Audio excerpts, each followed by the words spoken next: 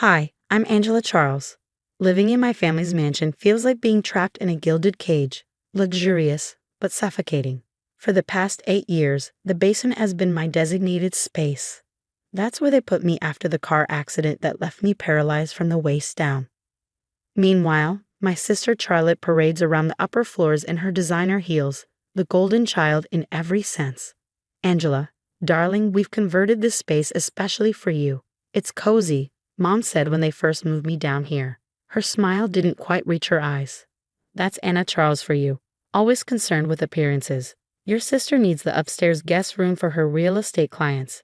You understand, don't you? Dad added, already halfway up the stairs to his precious office where he runs his tech empire. Right now, I can hear Charlotte's heels clicking above my head as she practices her sales pitch. Of course, I believe in giving back, she coos to some client. My parents' work with disability charities is so inspiring. The irony makes me want to scream. They donate thousands at glamorous galas while refusing to fix the broken lift that's supposed to get me upstairs. Thank God for Marcus, our driver. He's the only one who treats me like a person. Miss Angela, I brought those programming books you asked for and fixed your laptop's cooling fan. Marcus, you're a lifesaver. How can I ever repay you? Just keep working on those coding projects of yours. You're going places, mark my words. He doesn't know I've been freelancing in secret, saving every penny. Charlotte just bought another sports car while I had to fight for basic medical supplies. During one of Mom's rare visits downstairs, she gushed, "Did you see Vicky's new Porsche?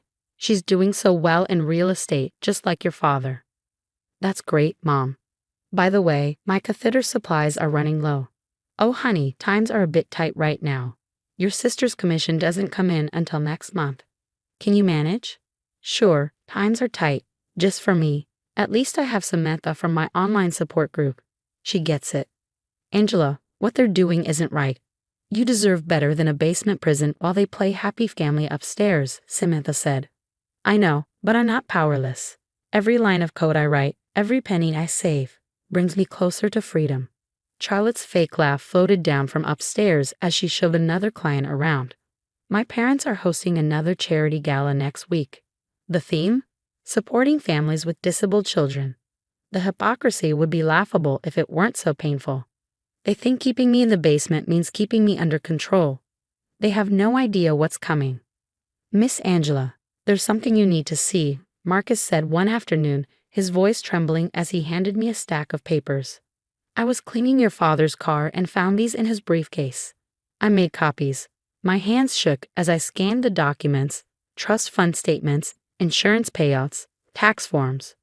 The money trail led straight to Charlotte's real estate ventures. $300,000 that was supposed to be for my long-term care, I whispered. Your father's been transferring it gradually, Marcus said, pointing to the dates. They match Charlotte's property purchases exactly. I immediately messaged Samantha. They've been stealing from me everything. My trust fund. My insurance money. This is serious, Angela. I know someone at the Chronicle, a journalist named Ethan who specializes in fraud cases. Want me to connect you? Before I could respond, Charlotte's voice floated down the stairs.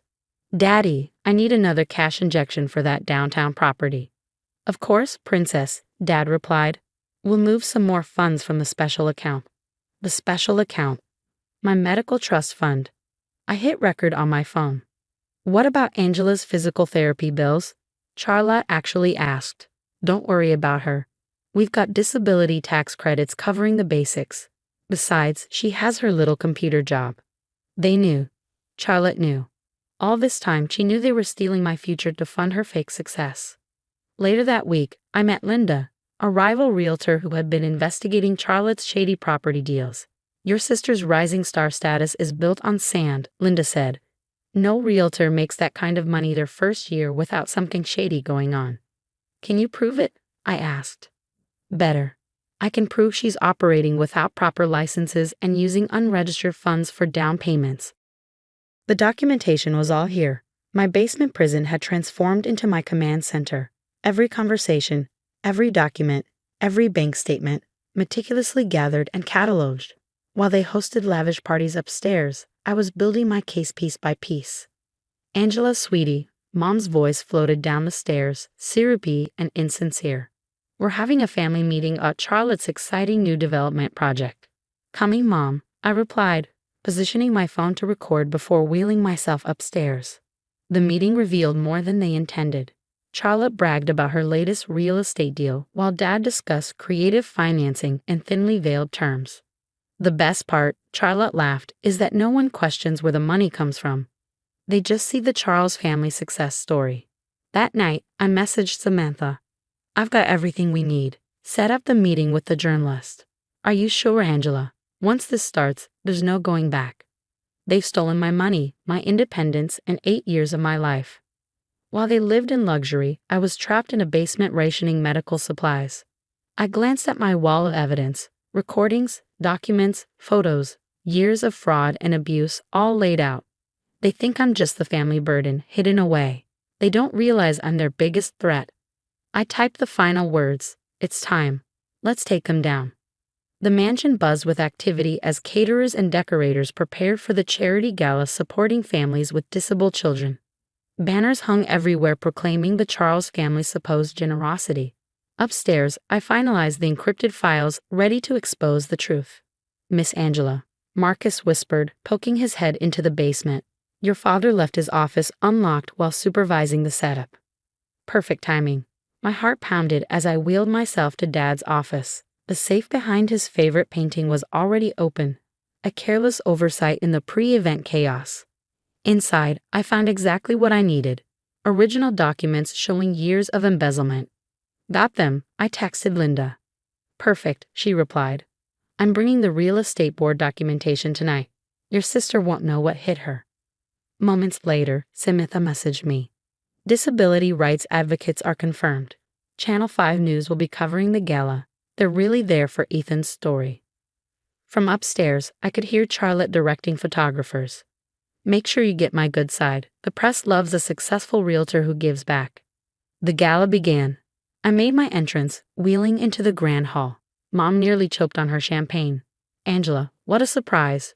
Shouldn't you be resting downstairs? And miss your big event, Mom? I wouldn't dream of it. Charlotte was holding court by the stairs, champagne in hand. Real estate success is all about family values, she declared, her voice dripping with smugness. My parents taught me everything about integrity in business. I caught Linda's eye across the room as she spoke with real estate board members. She gave me a subtle nod. The charity director took the stage, praising our family's dedication to disability causes. Dad beamed. Mom dabbed at fake tears. Charlotte posed for the cameras, every bit the picture of success. Then, it happened. A guest asked Charlotte about supporting disabled family members. Oh please, she scoffed, tipsy from champagne. Some people just become burdens, expecting handouts. My sister's been in our basement for years, always complaining about medical bills while some of us actually work for a living. The room went silent. Samantha's advocates exchanged horrified glances. The Channel 5 cameras caught every word. What your sister means, Mom stammered, desperate to recover, is that we've provided Angela with a lovely accessible space. Save it, Mom, I said, my voice steady and loud enough to carry across the room.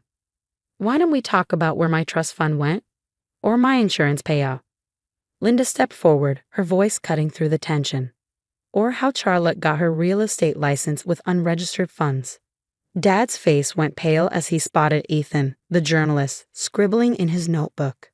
The encrypted files were already in Ethan's inbox, along with Linda's documentation and recordings of every cruel comment. Security, Dad barked desperately. Don't bother, I announced, my voice unwavering. Marcus has copies of everything from your office safe. You know, the one you left open today. Charlotte's champagne glass slipped from her hand, shattering on the marble floor. The sound echoed through the room, a perfect symbol of their crumbling facade. Ethan stepped forward, holding up his phone. Care to comment? I asked, my voice calm but cutting. Mom fainted. Dad loosened his tie, his face ashen. Charlotte's mascara streaked down her cheeks as the realization hit. Her empire was crumbling. I smiled, thinking back to my basement room. What they thought was my prison had become my vantage point, and now everyone would know the truth. Breaking news. Prominent business family accused of defrauding disabled daughter. The headline splashed across every major outlet as Ethan's expose went viral. The Charles family's carefully constructed image shattered overnight. The IRS has some serious questions about those disability tax credits, Mr. Charles. I overheard Dad's lawyer saying during one of their frantic meetings. Their business partners jumped ship faster than rats from a sinking boat. Charlotte's downfall was especially satisfying. At the real estate board's emergency hearing, they didn't hold back. Miss Charles, the chairwoman said coldly, "These documents show you knowingly used fraudulent funds. Your license is permanently revoked." Last I heard, Charlotte was folding sweaters at the mall. Lydia took over her client list, promising to run an honest business. Marcus's testimony to social services sealed the family's fate. They kept her in that basement for years, denying her basic medical care while spending her money on luxury cars. With my recovered funds, I purchased a fully accessible condo downtown. The view from my home office, where I now run a thriving software company, beats that basement ceiling any day. "Look at this, Samantha," I said during a video call, giving her a virtual tour of my new home. No more rationing medical supplies or begging for wheelchair repairs. My new nonprofit, Real Family Support, helps disabled individuals escape abusive situations. The irony isn't lost on me. I used my parents' stolen charity contacts to build something truly legitimate. Then came the text from Mom. "Darling, we've been doing some thinking. Your father and I realized we made mistakes. Charla's working on herself too. Can't we try to be a family again?" I stared at my phone, remembering the dark basement years, the stolen money, the medical neglect, Charlotte's cruel words at the gala. My reply was simple. "Sorry, my schedule's full.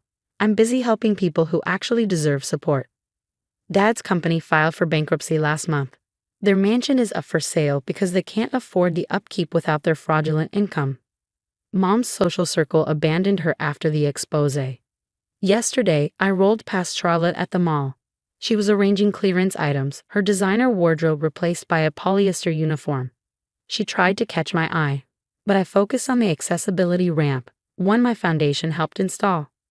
As I wheeled away, my phone buzzed with another success story. A young woman we helped move into her own apartment, safe from her abusive family. Tears of joy welled up as another alert popped up. My company's stock had hit a new high. I gazed out my window at the city skyline and smiled. They thought confining me to that basement would keep me down. Instead, it taught me patience and resilience.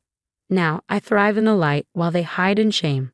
Time for my physical therapy, I told my assistant, and then I need to prepare that keynote on tech accessibility. The basement ceiling had been my view for 8 years. Now, the sky was my only limit. The best revenge isn't just success. It's using that success to ensure no one else suffers like I did.